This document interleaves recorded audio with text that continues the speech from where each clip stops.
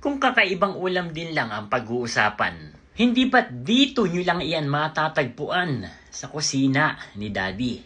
Dahil dito nyo naman talaga nakikita ang mga original na pilit ginagaya ng iba.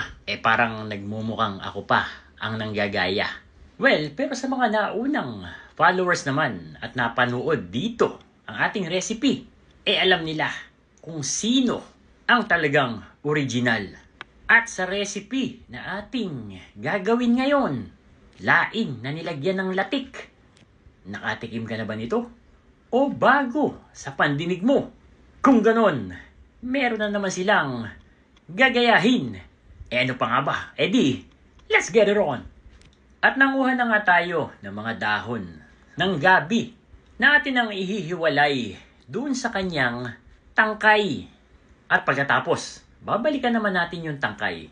Tatanggalin natin yung mga unang balat dahil isasama natin yan doon sa ating pagluluto. Hindi masasayang ang tangkay, kaya wag mong itatapon. Nagpakayod na nga tayo ng 2 niyog. At ito na nga atin ang lalamasin.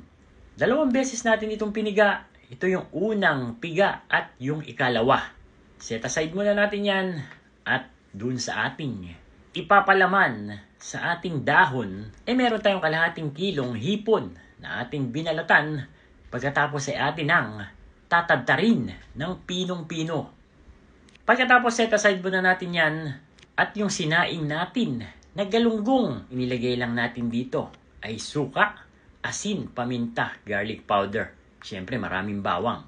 Pagkatapos natin lutuin at palamigin, ito tihiwalayin natin ang laman doon sa kanyang tinik.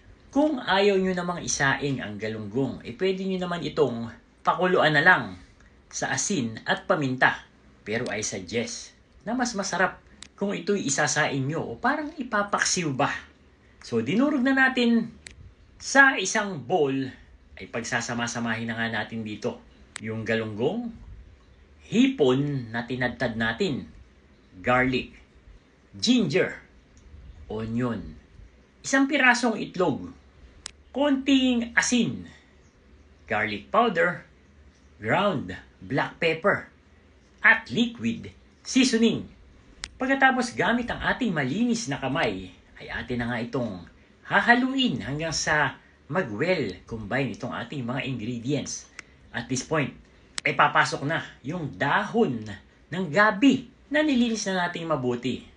Pagkatapos babalutin na natin itong ating palaman. At para hindi sumabog habang ating pinapakuluan, eto't gagamit tayo ng cooking twine. Importante ito para hindi sumabog or bumuka yung ating dahon at sumabog ang palaman. So ito yung pinaka-twist dito sa ating ginagawang laing. Kaya nga kakaiba yung ating recipe. So itutuloy-tuloy lang natin hanggang sa maubos na natin yung ating mixture. Dahil nga marami pa tayong natirang dahon, hiniwa-hiwa na natin ito. At isasama na nga natin mamaya sa pagpapakulo. So una nating ilalagay sa ating kawali ay yung mga tangkay. Kaya nga sabi ko sa inyo, huwag nyo itapon at sayang din naman. Isa din niya sa magpaparami dito sa ating laing. So iniligay na natin yung ating ibinalot sa dahon. At pagkatapos ito na nga, yung mga dahon na natira. At ibinuhos na natin yung ikalawang piga nung gata. Atin na itong tinakpan. At niluto. So alam naman natin na talagang matutuyo iyan dahil sisip-sipin ng mga dahon yung gata. Kaya nilagyan na din natin ito ng unang piga. Siling berde, siling pula, asin, sibuyas at bawang. At syempre, para tumagal, lalagyan natin ito ng suka. Ito yung magsisilbing preservative para dito sa ating laing. Itutuloy lang natin ang pagluluto hanggang sa talagang makita nyo na ready na at malambot na ang mga dahon ng gabi. At dahil nga kakaiba itong ating recipe, ito't gagawa tayo ng latik. Naglagay tayo ng 2 cups ng kakanggata. At hayaan lang natin itong kumulo. So continuous stirring lang hanggang sa ito'y matuyo. So makikita ninyo, eto na, nakagawa ka na ng latik. Pagkatapos, pwede na nating ibuhos doon sa ating laing na kumukulo-kulo. Kung naaamoy nyo lang ang ating niluluto. Ay naku po, paniguradong gugutumin ka. Ano pa ba? And there you have it, Candy Nation, mga kadadilicious.